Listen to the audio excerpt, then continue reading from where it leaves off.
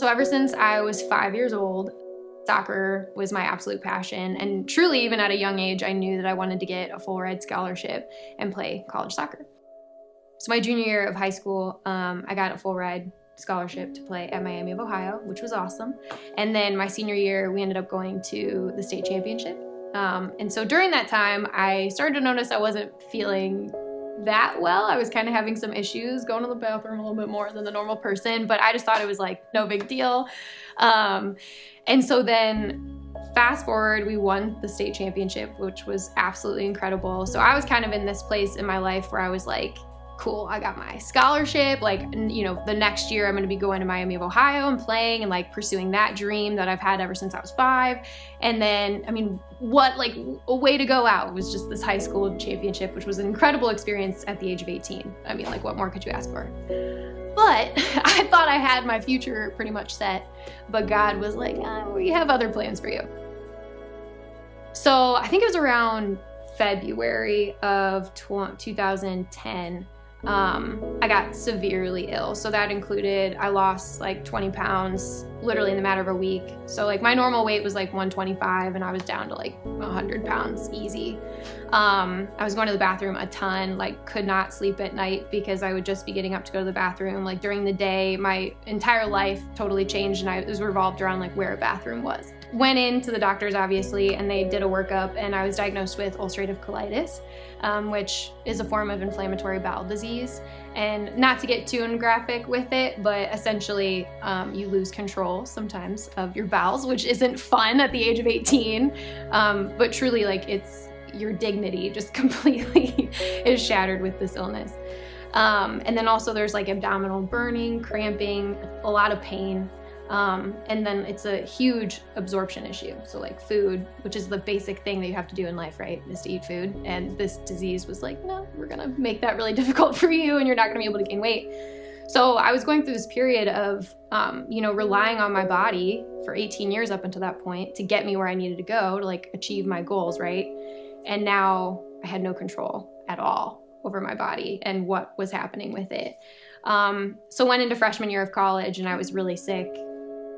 It wasn't good. We tried different medicines. I couldn't get back to where I was. That was rough, especially just because when you're 18, 19, right? Like that was my thing and I loved it so much. And the example I use is like, those papers you would write growing up that's like, describe yourself in one word. Always it was athlete. And so now it was like, what do I put now? You know what I mean? Because that was completely gone. And I was no longer an athlete when you're 99 pounds. So at that time, like being a young 20-something and not being able to just control, like have a basic thing that you learn to do when you're like 3 years old just to go to the bathroom. And yet I had no control over it. And it was honestly like mortifying. I mean, I still remember during preseason for soccer at Miami, I couldn't play my freshman year, obviously. So I was like on the sideline just watching. And it's like when that hit, you literally had to get to the bathroom right away. And I just had an accident right then and there. And I remember going into the bathroom and just like bawling my eyes out and calling my mom and just like being absolutely like frustrated and just really embarrassed. It was a super embarrassing thing. My confidence was so low. Yeah. Not only because like the physical was just, again, like we touched upon, no control, but also the medicines that I was being placed on caused certain side effects. So like prednisone, for anyone who's been on that, my face was so big, like it was like the moon. And also even I was on that prior to college, like my senior year of prom. And like that was just so rough for me to mentally like get over. Cause I mean, now you look back, like vanity, it shouldn't be one of those like major things, but for an 18-year-old girl, it's huge.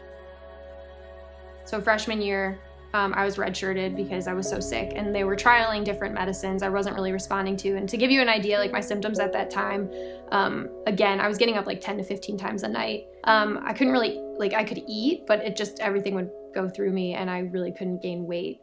But I had the personality, again, I didn't want to relinquish control. So I was like, this isn't going to define me. I'm just going to keep going. And then actually, so on the prednisone, I was kind of able to respond a little bit and I was able to come back my sophomore year and I ended up tearing my ACL, which like not only losing control of like my physical body, but then losing control of like everything going on in my life essentially, because I ultimately like lost that scholarship, and it was really rough, and it was very, I don't even, like now reflecting on it, like I almost felt like I was so angry, but like hopeless almost, because it's like, what do you do from there? And I think it was just kind of like, I don't know, I just didn't know who I was anymore in a way, because my identity was just completely stripped.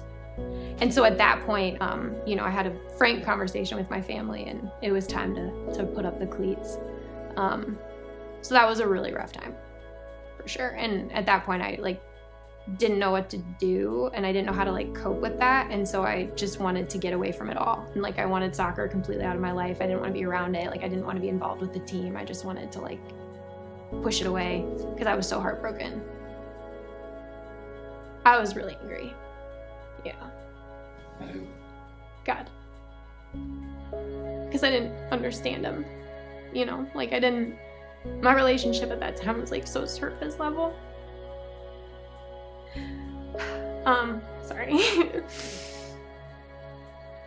I just remember being in that space, even now, and it was just a really rough season.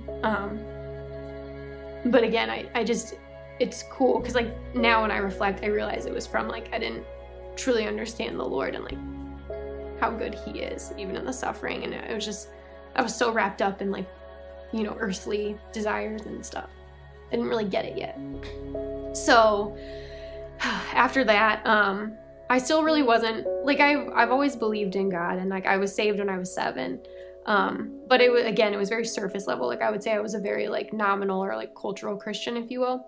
So like post-college, I kind of went through, when I was on my own, I kind of went through a phase of just like, I wanted to numb the pain because I never really drank before. So I was like drinking, and all I looked forward to was like going out on the weekends with my friends, just to feel normal, just to feel like I'm a normal 20-something girl who doesn't have to worry about bringing extra clothes to go out in case she like, you know, had an accident or whatever.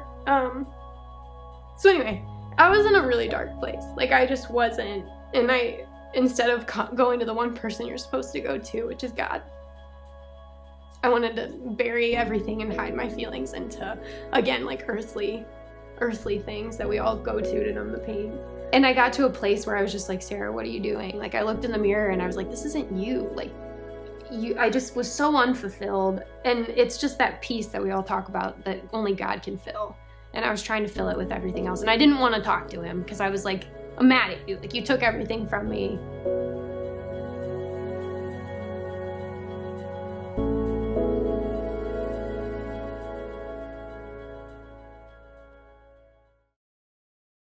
I ended up moving to Dallas. I wanted to pursue travel nursing at that time. And I really wasn't doing well physically. But again, my personality was just like, go, go, go, push, push, push. You know, this isn't going to stop you. Don't slow down. Just keep going. Things will work out. All that good stuff. But when I was trying to do nursing in Dallas, again, I was having like daily accidents during work. I mean, it got to the point I would, you know, go see a patient and I'd come out and I couldn't, you know, it would just happen. And I'd go to the bathroom, change my scrubs, go back out. You know, like I just was not stopping. And God was so gracious because I remember one night my sister-in-law was telling me that there is this amazing church called Watermark. It's a huge mega church, but they have this thing on Tuesday nights called The Porch. And so it was a young adult ministry. I put it off for a really long time, and then finally one night I was like, all right. And at that time I was really struggling with my purpose. And I was like really depressed because I'm like, God, I don't know what you want for me. And so I go to my first like service for The Porch, and the sermon was all about your purpose. And I just thought that was so cool how God met me even when I didn't want to meet him in the struggle. And he knew exactly what I was struggling with. And I remember I'm like bawling in the back. So after that, I ended up getting into a community group. And that's where I met some amazing, incredible women who just really helped me in my faith. And at that point, I was like, okay, God, I'm all in, because I started to see like the change in my soul and the change in my spirit. And it was so interesting because as my spiritual like health, if you will, started to grow, my physical health continued to decline really bad. So it was actually September of 2017. I had just a routine colonoscopy at that point because they're like, we need to see what's going on. And it was terrible, like absolutely terrible. So something they do with this illness, if it gets so severe, is they take out your large intestine. And I remember the whole time through this illness, because at this point it was 7 years I had this illness, my dad and I would always be like, never the colon, like we're never gonna lose the colon, right? And I remember my parents flew down, and we're all in this room, and the doctor,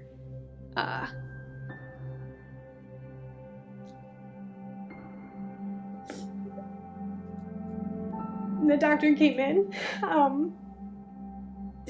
and he said that they had found like a precancerous adenoma, and that the treatment for that was removal of the large intestine, which meant that I would have to have an ostomy bag. So for those of you who don't know what that is, it's like a device that goes on the outside of your abdomen, and a little piece of your intestine comes out and it collects the stool. So I was 25 years old at the time. And so obviously as a 25-year-old girl, you think about your future of, you know, I want to get married, I want to have babies, I want to do all that. And so I remember I like blacked out. Like it didn't feel like it was real.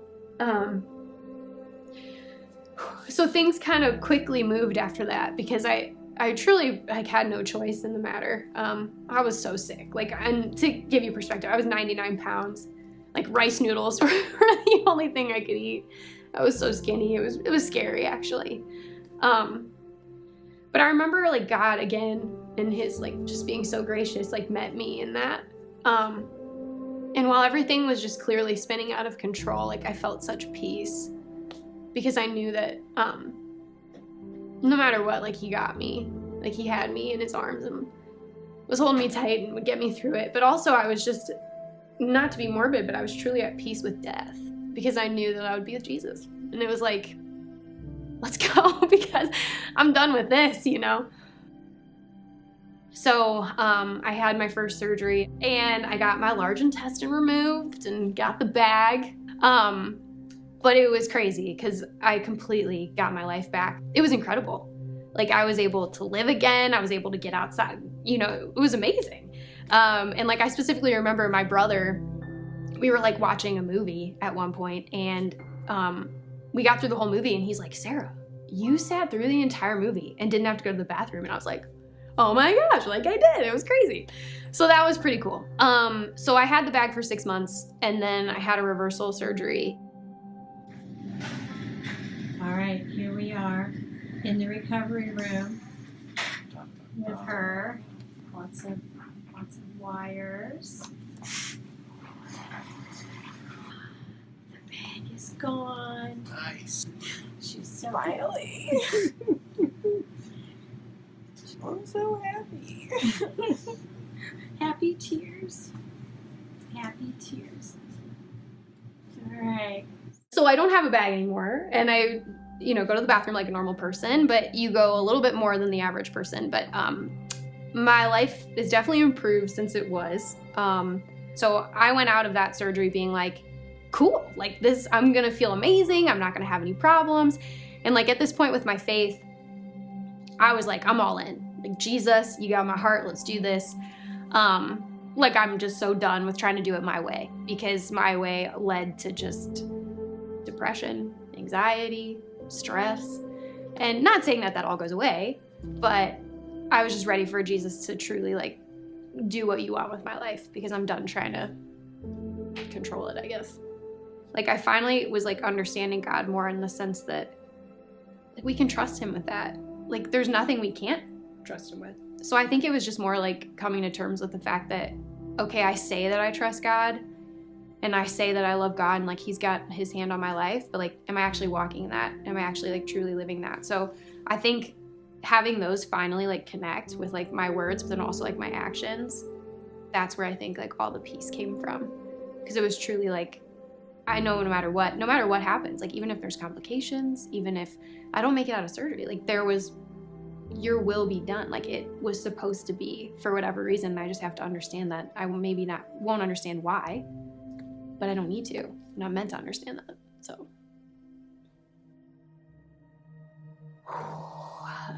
Am I grateful I got sick? I get that a lot. That's a tough one. But honestly, completely full transparency, I would say yes. Because I think of where I was, like my spiritual health, like I said, and just like the priorities I had in my life before I got sick. And it was just so like trivial, it was so surface level. And then after getting sick, like God just reveals things to you. I mean, I would love to get rid of the physical aspect that comes with it. But suffering cultivates perseverance, endurance. And honestly, it cultivated a stronger bond with Jesus, which is like, that's why we're here, right? To like, show Christ's love to others, but also like love Jesus as best we can. So.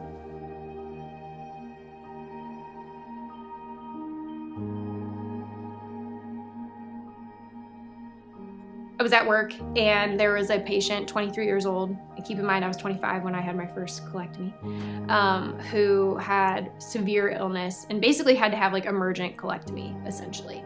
So I went to talk to him and his mom was there as well.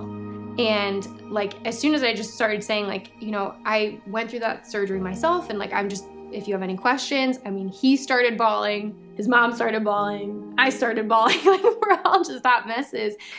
He just was like, I literally just wanted to talk to someone who was going through it, like this is amazing, And then his mom pulls me aside and gives me the biggest hug, and she was like, I've been praying all day for someone who has been through it to just come talk to my son. And she's like, God answered my prayer. And like, instead of crying, I was getting goosebumps. So I was like jumping around. I'm like, isn't God so cool? Like, it's amazing. And like that just like seriously flourished like my purpose. I'm like, okay, God has me here for an amazing reason.